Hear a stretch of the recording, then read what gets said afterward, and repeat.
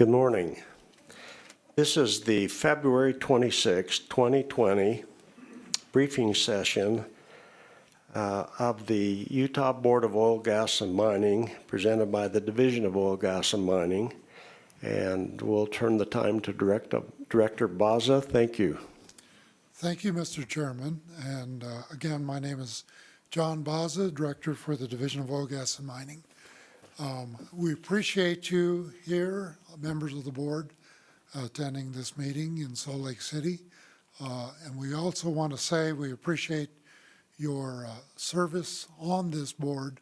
It is a good work that you're doing for the state of Utah.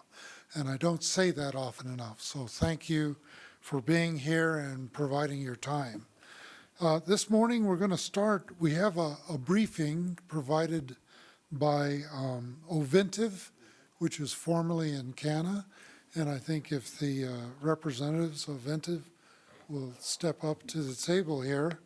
I'll introduce Mr. Byron Gale, who's the Vice President and General Manager for the Rockies region of the company. And I'll let him carry on introductions for his team here today.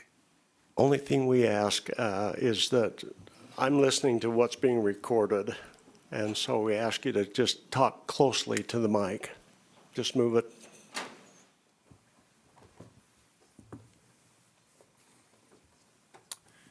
Well, thank you. Thank you. We appreciate the opportunity to join you this morning and share a brief update of Ovintiv's activity in the Uinta Basin.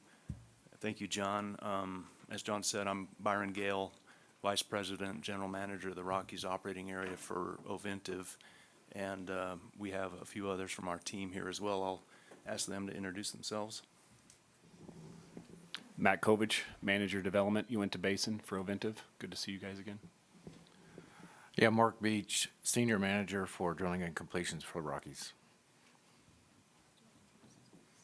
We don't often get this much horsepower here, so we thank you. Kristen Lingley, Government Relations, Ovintiv. And Don Bromley, Senior Superintendent. Welcome all. Great. And we appreciate your presentation. Thank you. So beginning with Ovintiv, of course, February this month marks 1 year since Encana acquired Newfield, and we've spent quite a bit of time and effort integrating the two companies throughout 2019. And then earlier this year, we actually rebranded our company, renamed it to Ovintiv, with a goal as a company to strive to make modern life possible for all. Reason we did that is because, of course, people might remember Encana as a natural gas company from Canada. In the process of rebranding the company, we also moved to a U.S. domicile, and so now we're registered as a Delaware corporation in the U.S., name change, and good to go as a company that likes to refer to itself as a oil and liquids company that uses innovation to improve our operations. Go to the next slide.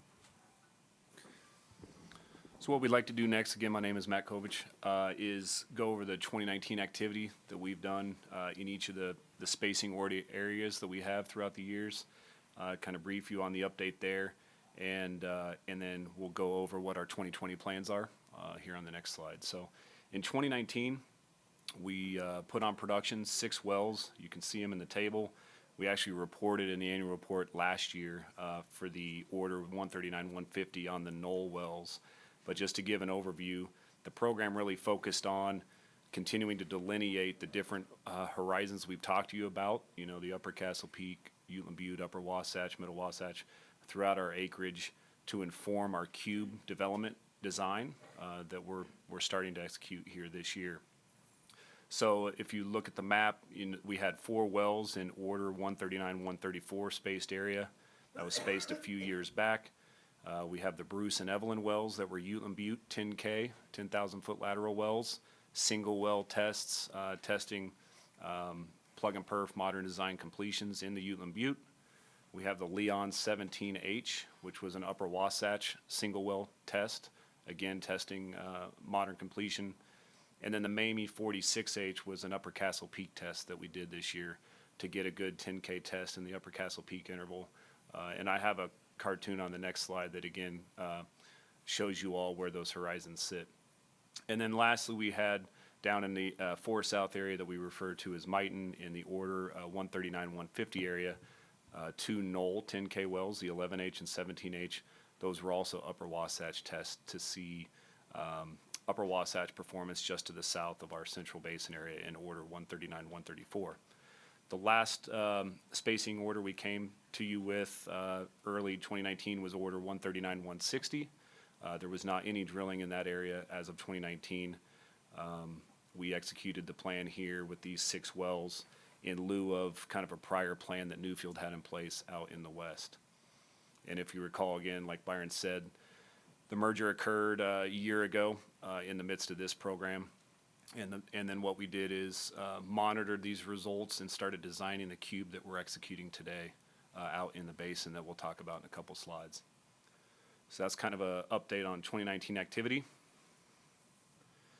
And then if you recall on the next slide, just as a reminder, the cartoon on the left, we've talked with the board a couple times over the last couple years about this is our vision of where the basin heads in terms of ultimate development to ensure resource recovery, prevention of waste is the cube development concept. On the left, you can see labeled there the lower cube, and then the UCPs, Upper Castle Peak, UB Uteland Butte, UW Upper Wasatch, MW Middle Wasatch. That's kind of the bread and butter we've been going after in the Central Basin area that we've talked to you about and where a few of the wells on the prior slide were testing. You can see there kind of a shotgun view blown up in the center of the slide. That's ultimately in the Central Basin area, our focus of the cube, 4 to 5 wells per horizon, a total of potentially up to 17 wells, which is what we're spaced for in that area of a cube. And so the big thing last year post-merger in Canada, now Ovintiv brought to the table was their immense experience both in the Permian and Eagle Ford and elsewhere in the company in terms of their cube development and the efficiencies it brings and how that development works. They brought a lot of that expertise to the table, immediately applied it in Oklahoma to our Anadarko play, and we spent the greater half of the last part of 2019 taking those learnings to start designing our first cube test here in the Uinta Basin, using those learnings and the well test that we've done to date to design a cube. And again, we'll show you what that looks like on the next slide. But the process in general, just to inform the board, is delineate, which we've done. We feel we've demonstrated well performance and de-risk sufficient inventory for cube development in the Uinta on our acreage footprint. The next step is to demonstrate it, which is what we're trying to do in 2020 with our cube test, demonstrate the well performance at density, and then lastly, develop. And so this 3-step approach has been used in other basins by Encana historically very successfully. And now we're hoping to take those learnings internally, apply them to the Uinta to unlock cube development here, which is what we've been talking to you about for a couple of years. And we're excited to talk about the test here on the next slide. Would you mind if I ask a question on this slide? Yeah. One of the things that we're doing with this pilot project and these kind of reports is to figure out what's the better way. Even though we get it right, how could we have done it better? And one of the issues that I've been thinking about, and I just throw this out, is on the what we call the spacing area boundary wells. Right now, they're all in a stacked system, and where you have kind of a wine rack everywhere else. And the question is, we don't know how to solve it, but if in your process it would be more productive for you to have a continuous wine rack across the whole couple of spacing units as you move down, that's something we would entertain if you could figure out a way to, and your legal team to figure out a way to maybe do that so that there's not this stacked and wine rack system. Let's figure out a way to do it where it's most productive for you. So you're speaking to drilling between the units, so you're not just developing the DSU In some as states, they spaced. call them lease line wells. Right, developing between the 560s on either side. Correct. Yeah, at the same time you're 1280s. doing, yeah, 1280s or Yep. five. at the same time you're doing the rest of the Yeah, DSU. there ought to be a way to address that.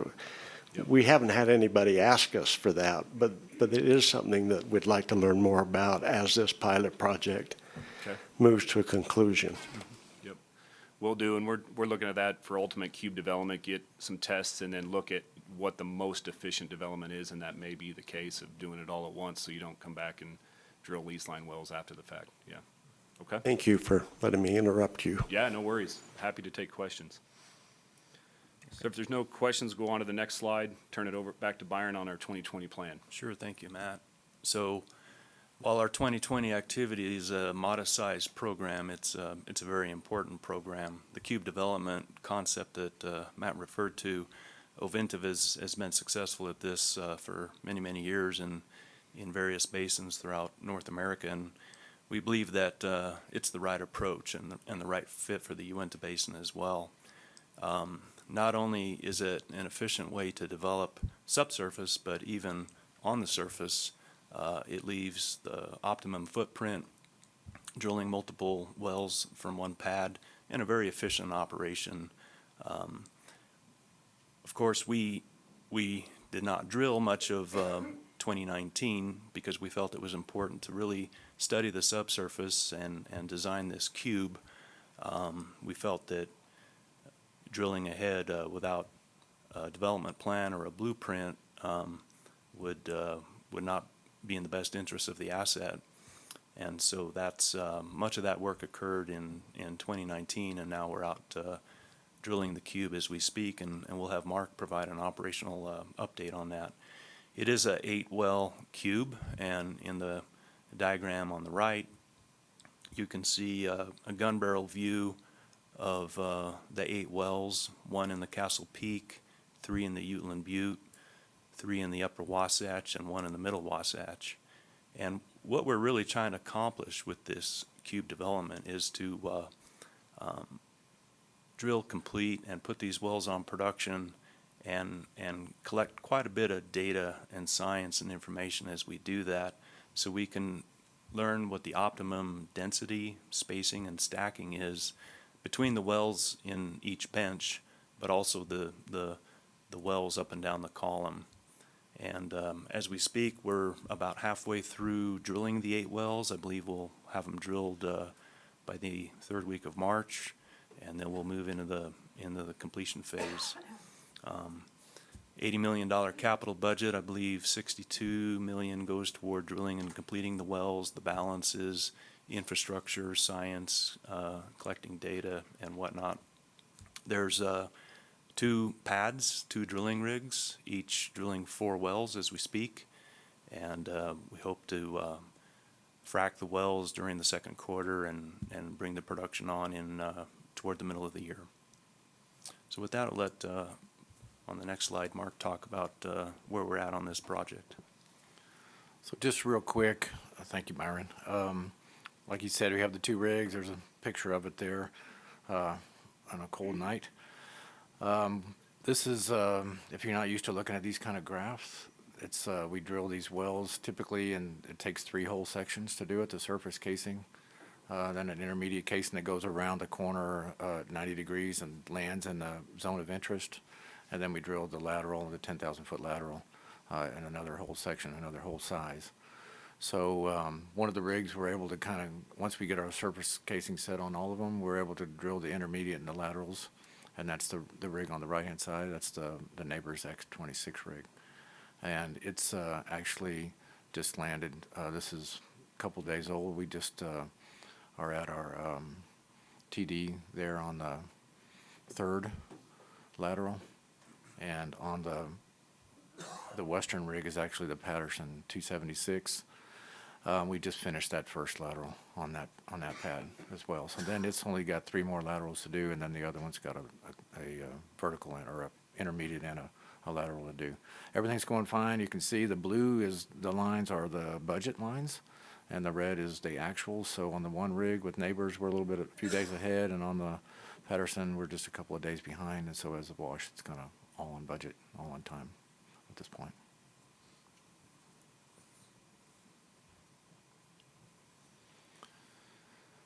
Have any questions about that layout or? Question, board members?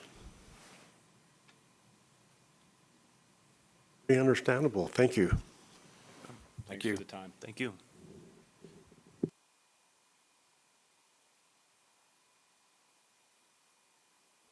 I think as a board, we're excited to see this cube development move forward. Let us know what you're finding, what we can do to help you be successful. We're very interested in that. We're back to you, Mr. Baza. Thank you, Mr. Chairman. Obviously, this is probably one of the more interesting innovations in technology and science that we've seen in quite a few years for development of these resources. And I believe we have a similar briefing to be provided by another operator at the March board hearing. So you'll be hearing a lot more about this. The next item on the agenda is we're going to do a current status of our oil and gas bonding. And I'll ask Bev Weiser, our audit manager, and Bart Kettle, our deputy director, to step up and be seated at the table here. This is a matter that was identified during the audit that was released late last year. It's something that we committed to in our response to the audit to at least inventory what the status of our bonding was, how it compared with other states, whether we might see some need to improve that bonding. I know the audit had a strong recommendation in there that we update our bonding requirements in the oil and gas program. So this is just to give you kind of the lay of the land and show you where we're at right now. And then we'll make further decisions as we go forward with the board to see how we do any kind of bonding update. So I'll turn the time over to Bev now. Thank you, Mr. Baza. Thanks for letting me have this opportunity to present this presentation to you and share with you what we found in our review. The division reviewed the bonds that we hold as well as the rules that were there. Rule 649-3 is where you find the rules, and the whole section contains rules pertaining to the bonding.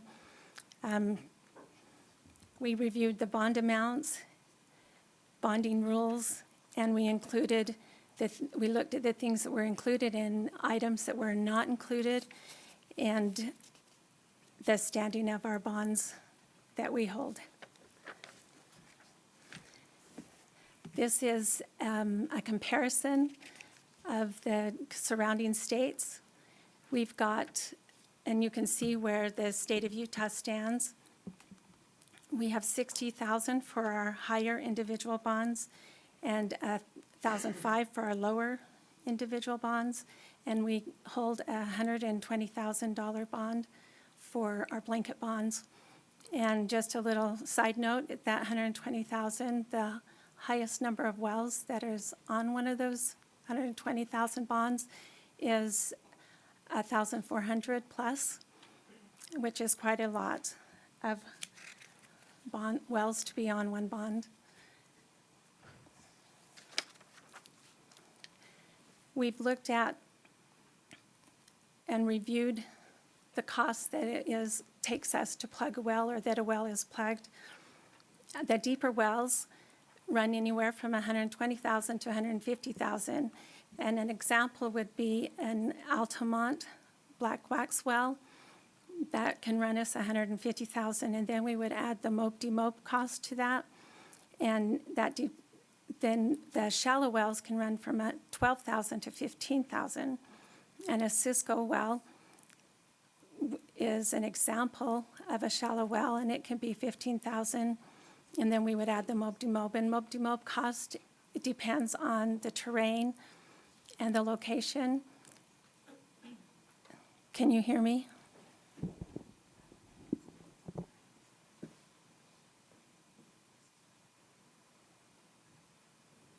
You're fine. Pardon me, I didn't mean to interrupt your Oh, presentation. no, it's fine. I just didn't want you to miss, and I wasn't sure if you just couldn't hear me.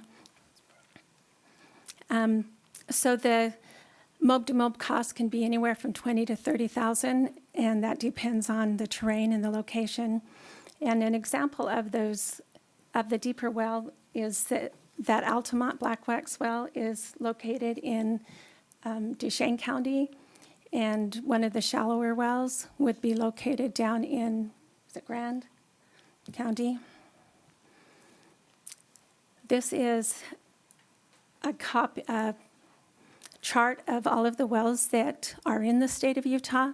There are 16,500 plus, and we looked at this, and I'd show it to you because it includes all of the wells. They're the federal, state, Indian, and fee mineral leases. And these leases are, we provide the API numbers for those. We have to maintain records for all of these wells and that the operators provide to us.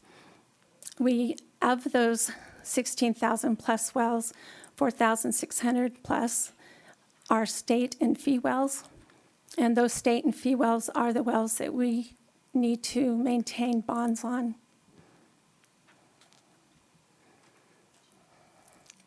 The state of Utah also bonds waste disposal facilities. We have 30 waste disposal facilities. There's 19 that are active facilities that have current bonds, 4 that are inactive with current bonds, and the division is in the process of evaluating 5. And then there are 2 facilities being reclaimed. And I wanted to point out that we have, in the audit report that was done by the legislature, there were 2 facilities that were mentioned. One of those is being reclaimed, and the other one is an inactive facility, and it is it has a current bond. And what's the left scale on that? Is that just a number of facilities? The 20, the 0 to 20, yes, that's just a number of facilities. And define what an active facility with a current bond. An inactive or active? The far left, the number 19. The 19, those are facilities that are actively processing waste disposal. So that would be like a pit or a pond, or I'm just trying to get a mental picture Yeah. of what you're talking about there, Bart. Yes, that would be an evaporation pond or an active land farm facility. And they have provided their full cost bond. This is a chart that shows the different types of bonds that we carry or hold.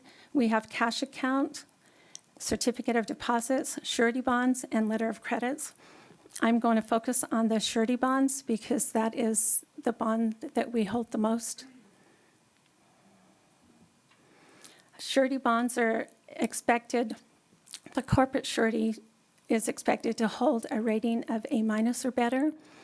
And as of the first of the year, when we did our review, we had 100% of those corporate surety holders at an A+, an A or better, but they have to have an A- or better, so that we've got some good surety companies there.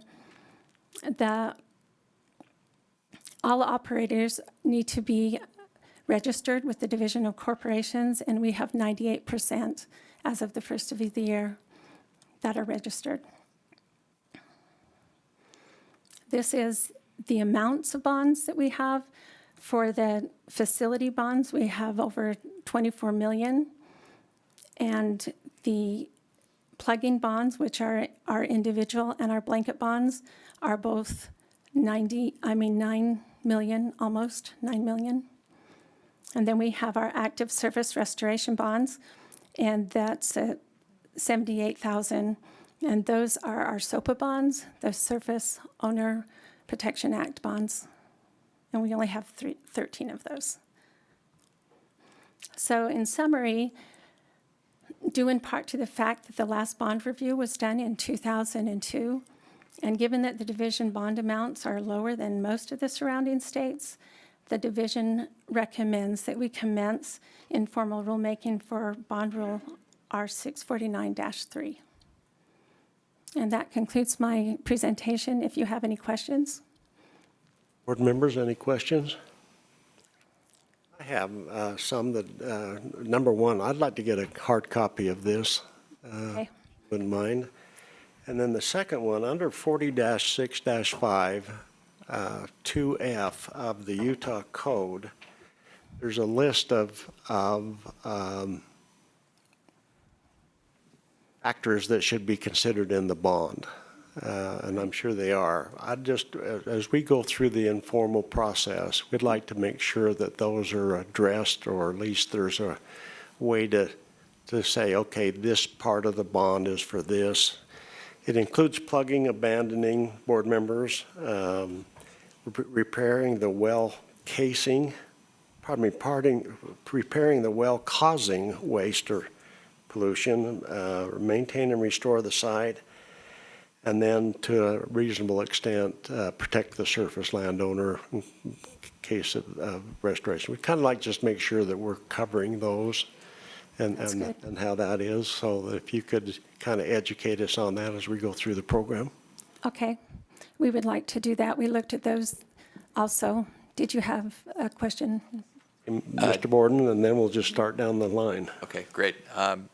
So you'd given some typical costs for well plugging closure, and the deep wells were about 10 times more than the shallow wells.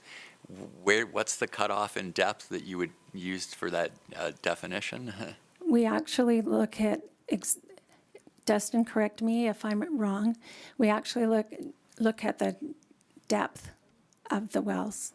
Like the 1,005 are the shallower wells, and that's just the beginning point, and it goes up to, I think it was 15,000. And then the deeper wells, I think it was 30 to 60,000. And so we look at the depth of those.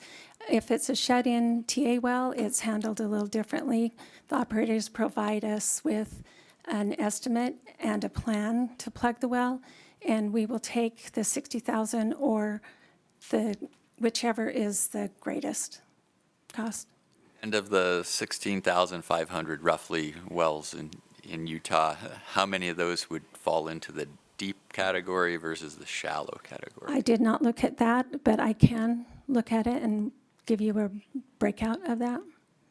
Just you'd like. looking for a back of the Yeah. envelope I know. sort of number But for I can do total that. liabilities out there. If you'd like, we can include that in, if it is approved to go into formal rulemaking, informal rulemaking, then we can let you know on that. Mr. Chairman, we have Dustin Doucette here, our petroleum engineer, who can help answer some of those questions if you'd like. Please, Dustin. Yeah, so on those numbers, I mean, those are kind of low ball numbers and maybe the higher end numbers, not necessarily associated with a single well. So the low 12,000 to 15,000 would probably be on the low end of some Cisco wells, wells out there. And that's just for the plugging costs that we've seen through the years. And then on the Altamont example, I mean, every well is kind of individual, so it's kind of hard to go off of depth. I mean, I've kind of tracked depth, cost per foot type of thing, and that varies based off of each well. So it may take a little bit longer time. We have different circumstances and different wells. So that's kind of some sideboards, probably more than just, every well in the Cisco area is going to be 12 to 15,000. That's probably the bare minimum we're going to encounter, plus MOB costs. On the high end, we're looking, the 150,000 plus. And those are based off of some real numbers that we've encountered, and also based off of what I know some operators out in the area have also kind of been able to plug some wells for.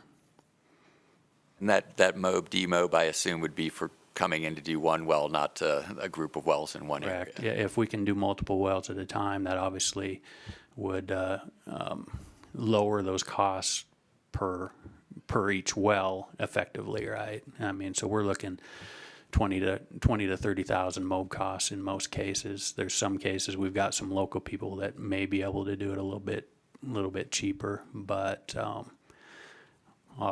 what we've been encountering has been 20 to 30. I've just recently went out to bid on a well that we plugged. I had a mob cost of $35,000 for that from Farmington, New Mexico to Price, Utah. So those are pretty real numbers that we've been encountering. Thank you. Ms. Davis. Mentioned you pick the amount by comparing to other well costs for plugging and mob and demob. How do you escalate those costs? I mean, obviously you're looking at historical costs. If we're going out to bid on something, we typically will go through the process of actually working up a plugging program and looking at all the information we can on that well and do an individual cost analysis on each well, and kind of go through the process and look at what's required to plug the well, where the location is, what the specifics are, and go through a kind of a unit cost schedule type program and add those costs up. At the end, we will, assess a 10 to 20%, fee or excess on top of that, just for contingency purposes, to cover that. You never know what you're going to encounter in some of these wells, at least on the orphan well side of things. Some of the information's limited. Obviously, the better, more recent wells, we've got better information. It kind of depends on the state that the operators have left it in when we end up with those wells. So, and what kind of record keeping they kept and what kind of information they provided to us. So, a lot of times we get into these wells and we have a fish in the hole or some obstruction in the hole that causes us a lot more cost overrun. One of the things that we did review in our bonding rules is that we do not have an escalation cost built in. We don't have any escalation. We do not have a review period of every 5 years, every 1 year. That is something we would like to include, and we'll see how that plays out. I do know that in the mining side, they do a 5-year review, and they do an annual escalation amount percentage, and I would like to see that take place. There were quite a few places didn't have good enough bond rules. We don't have seismic bonding at all, and that's just a few of the areas that we found that we were short in. We really do need to update our bonding rules. On the right side, any questions? Thank you for this presentation. Should be a review period.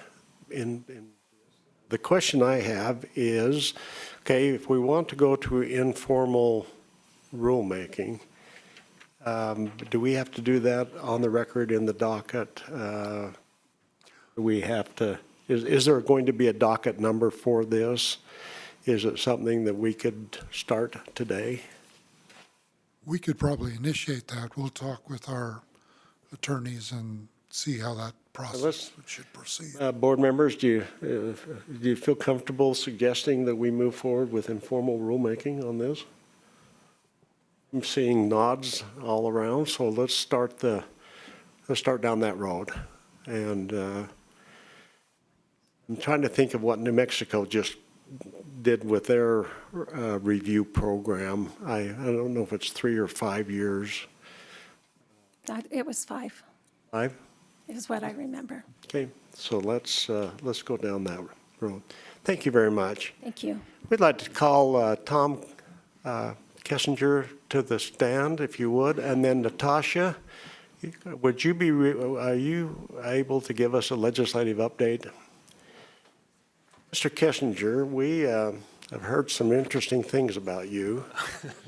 And so we'd like to learn a couple of things. Number one, you have a transition date. Number two, lessons learned from being here. And then number three, a detailed and lengthy discussion of where you're going and what you're going to do. Well, Mr. Chairman, thank you very much for the opportunity to speak. It is true what you've heard. I am leaving this office, and today is actually my last day. I wanted to make sure I was around for the last board hearing, and hopefully everything will run smoothly. Where I am moving is I've enjoyed being a government regulator so much that I decided to continue down that path. I'm going to work for an entity called the Western Electricity Coordinating Council. Their job essentially is to be the air traffic controller, if you will, over the Western electricity grid. So that extends from Colorado to California and from Baja to BC. And if there is a transmission line that an entity is interconnecting with, then it's my job to ensure that there are appropriate cybersecurity standards in place. So I think what I have learned from this position is that there always is a role for government regulation in these heavily regulated industries, and I think that it works best when it's when private industry and the public and government can all work together to achieve a common goal. I think what's really exciting in terms of electricity is that it's changing really fast. The resource mix is evolving every single day, and it's going to be very exciting to be a part of that transition. So I think what I've learned here is a deep respect for government and representing the citizens of Utah, representing the division and all the other agencies in this building. And it's been probably the best way to start a legal career. So thank you very much. Thank you. Any comments or questions from other board members? Mr. Brown. Thomas, I just want to thank you so much. You've done a tremendous job. You were put in a little bit of an uncomfortable position here right at the end, but you've done remarkably well, and I think I speak on behalf of all of us. Thank you much, and we wish you all the best, and hope you will keep in touch. Thank you very much. I really appreciate that. I'd like to add mine to it. I think the legal work that you've done has been outstanding. I hope you will take to your new employer the observation that we think they're getting a great guy. Well, I'll make sure that they know that. Yeah. And if you'd like that on the record, we're happy to do that as well. Absolutely. Thank you. Thank you very much. Godspeed. Natasha.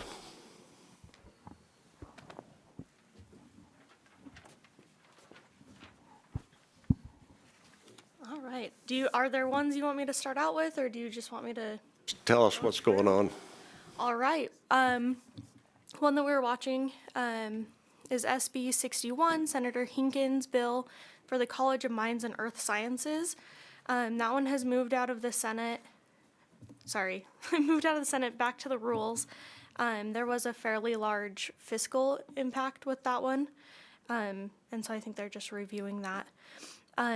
One that we thought would be an issue for us was SB 75. It's a Senator Maine bill called Legislative Audit Amendments. They actually came out with a substitute for this, and they've taken out most of the powers that it would have given the Legislative Audit General. So now it's a pretty mild bill, and that one actually moved out of Senate and is now in the House, but it's not one that is concerned about. Senator Hinkins has another bill titled Small Mining Operation Amendments. This is SB 131, and it bumps the size of small mines from 10 acres up to 20 acres. And that one passed out of Senate with favorable recommendations, and it's now in the House. Senator Okerlund has Senate Bill 148. This is the oil and gas modifications bill, which is kind of our audit response bill. That one passed out of the Senate unanimously, and it's now in the House. Let's see. We have the Natural Resources Legacy Funding Amendments. It's a House Bill 233 from Representative Snyder. This one would create a board that is the Legacy Funding or Natural Resources Legacy Board, and it would have a board member from every division within Natural Resources. And that one is not moving super fast. It's still in the House, but there's a fiscal note available, and one of the divisions within Natural Resources put like a $3 million fiscal note on it, so I don't see that one going anywhere. The last one that I will report on is Representative Brooks' bill. It's House Bill 294, Mining Operation Amendments, and this is the one where it changes the definition of basalt and gives that an exemption from oil, or not oil and gas, from sand and gravel. And they actually just changed the wording on it. There was a little bit of confusion over sand and gravel operations being over 50 acres, whether or not we could then have that under our jurisdiction or not. But they've cleared that up, and that's still in the House, and it's on the third reading calendar. It's number 17 on that. So if there's any questions, those are the big ones that we're following. Board members, any questions? I have a couple, but go ahead if anyone. On the moving the Assistant Director Dean, you may want to address this, but going from a small mine definition up to from 10 to 20, what effect does that have? Can you educate us on that?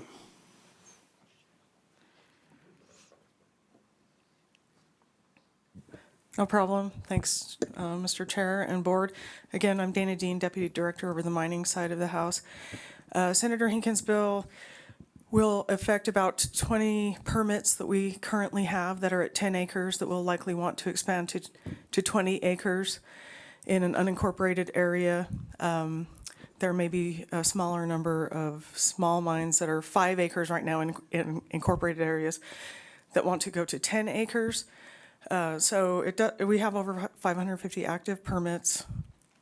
It does change the requirements for those mines that are at 10 acres right now, expanding into 20. If the bill weren't in place, then they would have to have more information for a large mine operation, and there are different reclamation standards.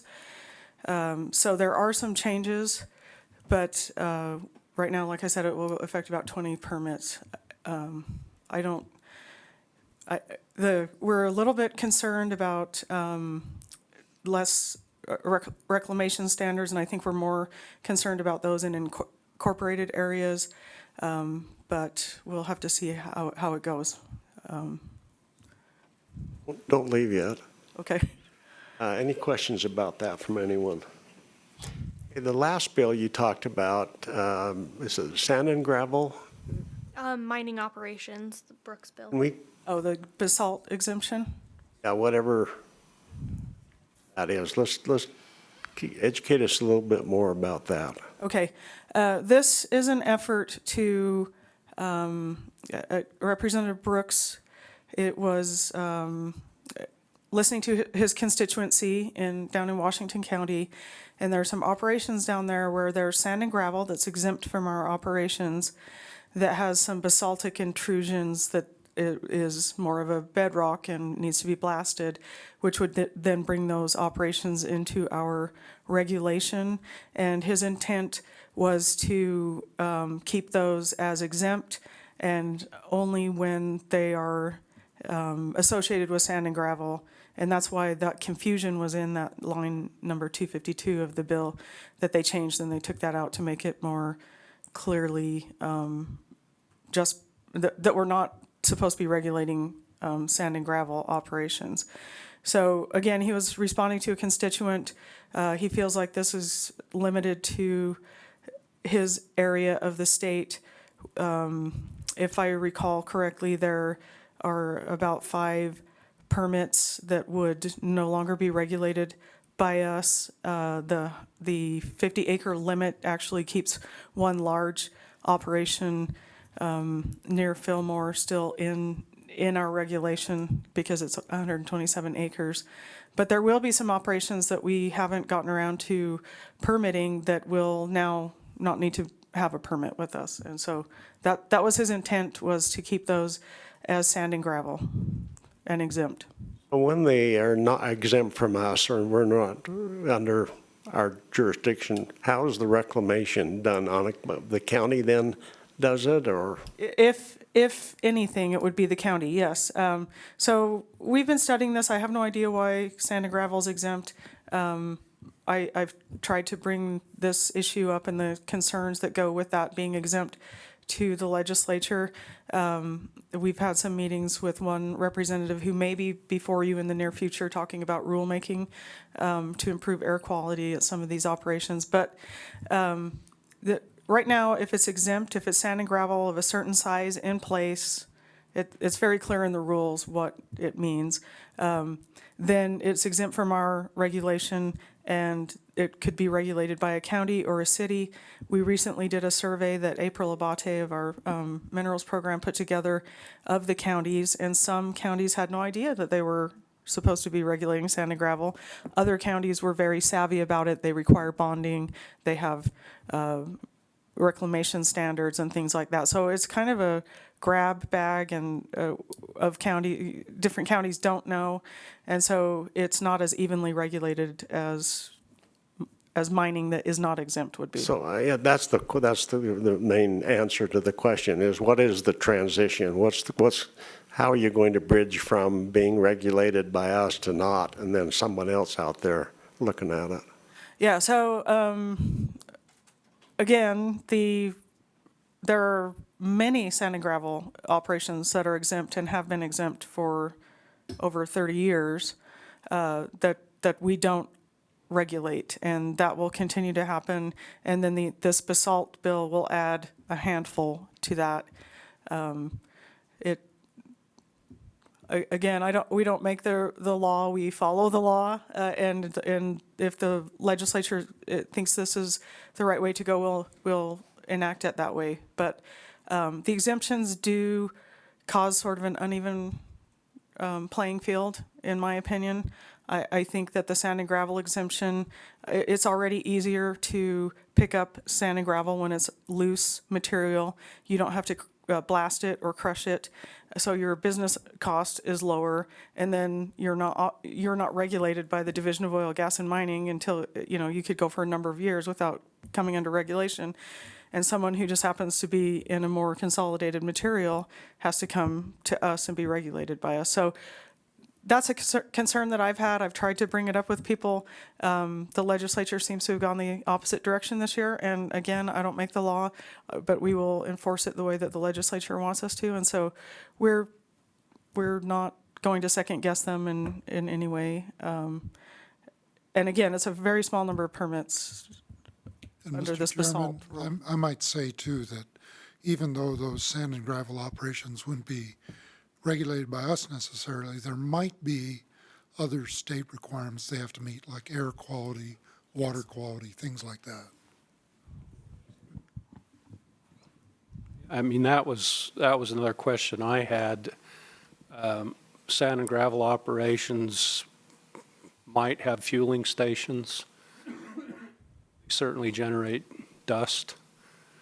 Certainly cause a noise. So if they're out in the middle of nowhere, that's not a big deal, the noise. And hopefully somebody has some jurisdiction over fueling requirements and making sure they don't have oil and gas all over the place and, Yes, they would still need to meet all the requirements of the Department of Environmental Quality for clean air and clean water, hazardous waste disposal, everything. So they still have all that permitting from DEQ. They just don't have the, and also DEQ doesn't have time to go out and inspect all of these sites where we may get to those more often. And then they don't have the reclamation standards that we would require, unless that particular jurisdiction's county or city has those. But again, it's kind of it's very different from county to county, and we could send that information to the board if you'd like to see that, the summary of that survey that we did of the cities and counties. If the board's interested, I'll get a copy to Julianne and make sure that everyone can take a look at that and see what the difference is statewide. yes, just one last pet peeve I personally have with these small operations. They're usually the ones that bust my windshields out on my cars driving, because their transportation equipment usually isn't maintained very well. They don't have mud flaps and they don't have covers and things. So hopefully somebody's watching. Right, yeah. Because I mean, with as much construction as there is along the Wasatch Front, everybody that's got a dump truck is running. Yes, yeah. They're the cause of a lot of problems on the interstate. Oh, I agree, So- I agree. Okay, thank you. Well, it's interesting you mentioned that, but guess who got his windshield broken yesterday? Directly west of the gravel pits up here. So, thank you. Well, anything else? Okay, this is the, Director Baza, do you want to go to the next month's agenda and calendar? Yeah, I just wanted to mention to you real quickly, this is February. Our next board meeting is scheduled for March 25th, and that's here in Salt Lake City again. We'll be watching as the legislature adjourns, which takes place on the 12th. I would mention, as part of the legislative process, that our subcommittee came out with its budget recommendations. We did get a base budget, but our general funding was cut by about $500,000. That's out of a total of $2.7 million of general funding. We're now to about $2.2 million. Our federal funds and our restricted funds and our dedicated credits budget was maintained, but I guess it was felt by the committee that we didn't need as much general funds. So that's the recommendation they've made to the Executive Appropriations Committee. And I believe the next meeting of Executive Appropriations is scheduled for voting on the 6th of March. So that's where we sit with our budget.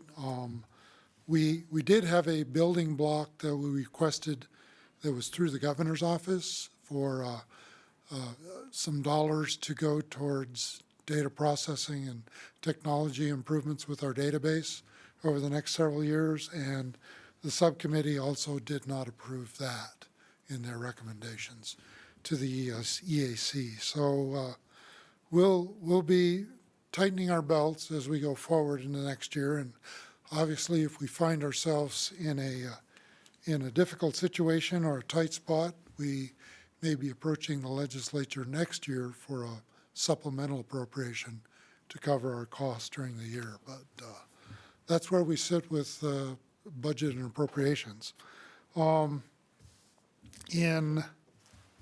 April, I know this is a couple of months down the road, but we have a Uinta Basin collaborative meeting scheduled for April 9th.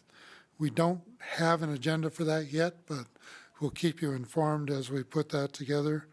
And then I think Dana mentioned to you last month when I wasn't here that we are joining forces with the UMA and the Utah Petroleum Association on their safety awards that they're going to be presenting on April 24th, and we'll hopefully be announcing the award winners for Environmental Excellence Awards at the same meeting. So want you to keep those on your calendar to know that those will be taking place in April.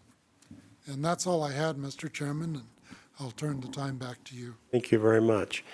For the record, the board will be having a open working lunch meeting in room 1010 to discuss environmental excellence award nominations. And then finally, this is the time and place for anyone from the public that would like to address the board on matters within our jurisdiction. Seeing none, we'll take a 10 to 12 minute break.